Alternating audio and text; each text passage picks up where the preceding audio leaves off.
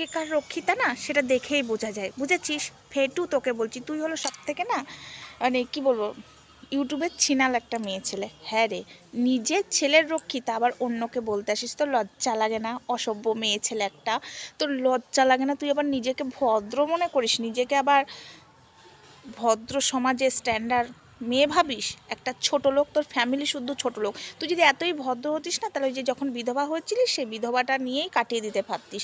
আর যদিও বা একজনকে ধরেছিলিস, তাহলে তাকে ছেড়ে আর একজনকে ধরতিস না, আবার তাকে ছেড়ে আর একজনকে ধরতিস না। তুই আর বড় বড় কথা বলিস না, তোর সাথে বং ভেন্ডির একদম মিল আছে। বং ভেন্ডি যেমন 4টে, তোরও 6টা।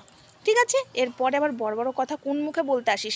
রক্ষিতা কে কার না সেটা দেখে বোঝা যায়। তোর নোংরা ভিডিও তোর ছেলে এডিট করতো, তোর ছেলে তো তোর সঙ্গেই থাকে, আর তোর ছেলে তো একটা মেয়ের জীবন নষ্ট করেছে, তার প্রুফ দিতে হবে না? তুই তারপরে মুখ খুলবি কেন? তুই আগেই খোল, তোর কাছে তো প্রুফ আছে, আমরা কেন দেবো?